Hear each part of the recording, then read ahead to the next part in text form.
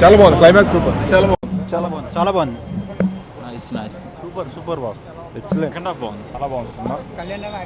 Kalyan Ram acting చాలా improve అయింది సినిమాలో. జగన్ గారు కూడా మళ్ళీ నిద్ర లేచినట్టుగా అనిపించింది. చాలా బాగుందండి సినిమా. టెంపర్ రెండు దాదాపు సేమ్ ఒకేలా ఉన్నాయండి కానీ మంచి సినిమా బాగుందండి సినిమా. Climax super.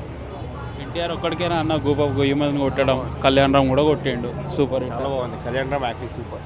సినిమా బాగుందండి. కళ్యాణ్ రామ్ యాక్షన్ చాలా బాగుంది. Puri Jagannath one man show. Fights చాలా బాగున్నాయి. Second half peaks.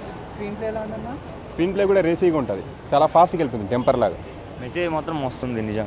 Jagapathi acting బాగుంది. చాలా బాగుందండి. ఫస్ట్ హాఫ్ ఇంటర్వెల్ బ్యాంక్ చాలా బాగుంది. ఇంకా వచ్చే క్లైమాక్స్ వచ్చేసరికి కూడా చాలా బాగుంది. అనూప్ రూపెన్స్ గారి మ్యూజిక్, బీజిఎం చాలా బాగుంది. Average movie. Kalyan Ram make over బాగుంది, క్లైమాక్స్ బాగుంది, ఇజం సాంగ్ మాత్రం చాలా బాగా తీశాడు. చాలా మంచి సినిమా సార్. మీ గురించే, జర్నలిజం గురించే. ప్లీజ్ జర్నలిజాన్ని కాపాడండి. Thank you. బాగుంది. జై జర్నలిజం. Super sir. మన జగన్ గారు ఆశలు అలా చేస్తే ఇంకా బాగుంటుంది సార్.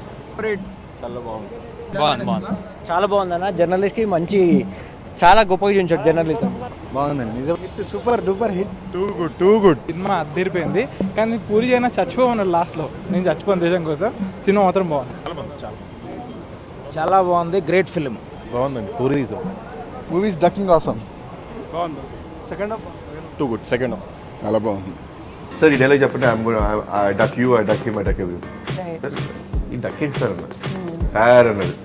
సార్ నిజంగా నాకు తెలియదు. చెప్పండి ఇది ఏంటి డక్ అన్న.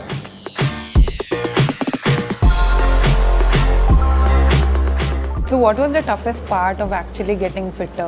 It was a movie which inspired me and which always was at the back of my mind saying, ఇలాంటి ఆపర్చునిటీ మళ్ళీ రాదు నీకు జీవితంలో. ఇలాంటి సచ్ కైండ్ ఆఫ్ స్క్రిప్ట్ రాదు నీకు. నాదేమో